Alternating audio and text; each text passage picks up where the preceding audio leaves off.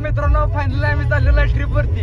विषय काय झाला नाद करते काय यायला लागते राजस्थान. अरे आपण 5 जण चाललोय आपण ये लागते राजस्थानला. आता आम्ही फायनल चाललोय राजस्थानला. आता पण मी ब्लॉग काढला नाही कारण मला माहिती नव्हतं आम्ही जाणार आहे नाही 100%. म्हणून आता पण ब्लॉग काढला नाही. आता ब्लॉग काढवलाय कारण आम्ही फायनली सांगून मधनं पुढे आलोय.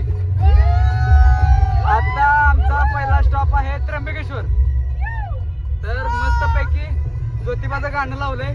पहिलंच गाणं आहे आजचं. आणि आता चाललोय आम्ही त्र्यंबकेश्वरच्या दिशेने. सूर्यदादा आमचे driver, Sanika madam, Nikita madam, Namrata madam. तर चला पुढचा ब्लॉग आपण डायरेक्ट त्र्यंबकेश्वर. नाही मध्ये जेवायचं आहे. भुका लागलेत मला जेवायचं आहे मध्ये.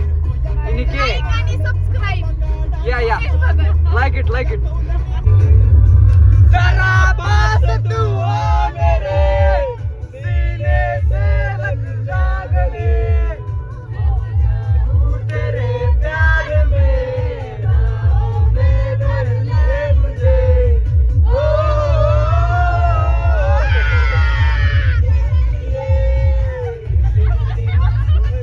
तर मित्रांनो आता आपण आलेलो आहे म्हणजे लय उशीर झाला गाडी चालवली 2.5 किलोमीटर. आता आपण आलोय प्युअर साई व्हेज जेवायला.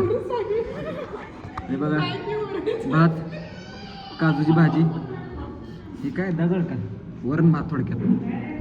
सानी बघा किती खाते. तिसरी रोटी चालू आहे. नम्रता मॅडम, निकी बाय गारटली, सगळी झाला. तर जेवतो आम्ही. इथल्या पुढं अजून 375 किलोमीटर आहे. काय बघतो चला पुढे जाऊ. तर मित्रांनो आता आम्ही जवळपास आलेलो आहे त्र्यंबकेश्वरच्या जवळ.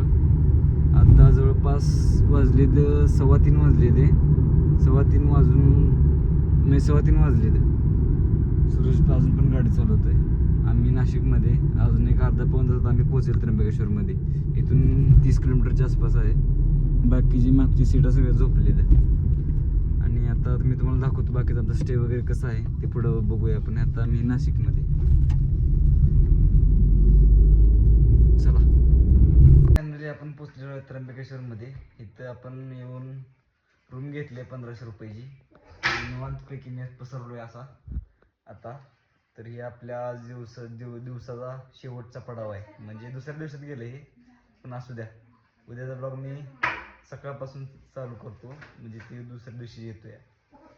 तर आजच्यासाठी आपण फिरत आलोय त्र्यंबकेश्वरमध्ये. आता झोपतो निवांत आणि उठतो सकाळी.